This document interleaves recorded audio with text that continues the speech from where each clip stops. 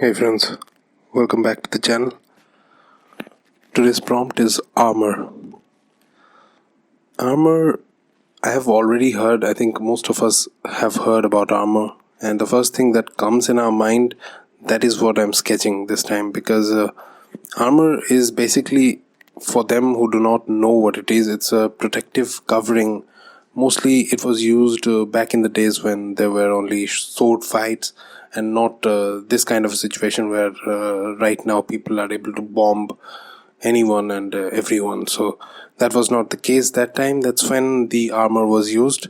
So mostly what armor meant to me was the Roman Empire and their the steel coverings that they used to wear, and this helmet that I'm sketching here, that's what I thought I can relate to with the word armor. Hence I sketched this one. For that, as usual, I have checked it for a reference from Google and then made it in my way. So I started it with a ball pen and slowly and gradually used ink from the top.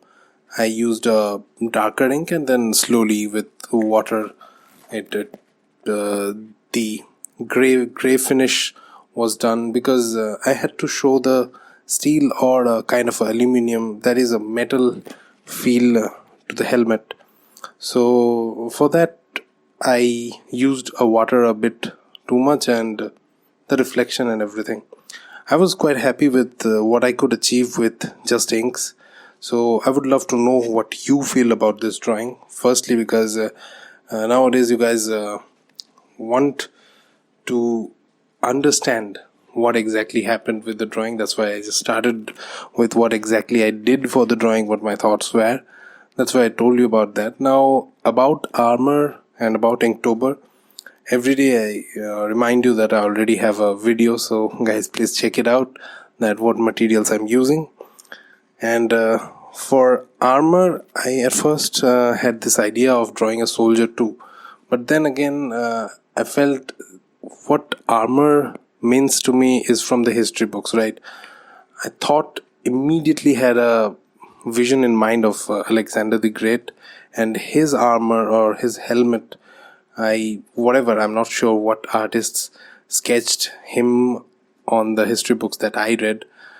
So this was the kind of a helmet that I saw there. That's why I thought let's draw it that way, the way I saw it there. So it's more from my vision those days, and definitely from a Google search. If you can search on Google for a reference, you just need to simply type armor and then go to the Google images. You will see multiple. That's something I would suggest if you are trying to draw this one for this day of a prompt or anything for that matter, right? So keeping a practice of drawing every day is very important. So you need not to complete the drawing every day, even if you are not going for Inktober this time. So you want to have this habit of drawing every day, then you need to keep drawing. That's it. So for that, you can go to Google, search for something that you want to draw, you're thinking of that day. So just go to Google, go to the Google images in fact, and type that word. I think you will definitely get some references. Do not take them always as a realistic drawing you need to do exactly the way it is there. You definitely can. It will need a lot of time, but for that even you need to do a lot of practice. So I would suggest that keep drawing gradually. If you are into realism that much, then you will slowly get to it, because mostly nowadays people are very much into realism and portrait drawing. I've seen that.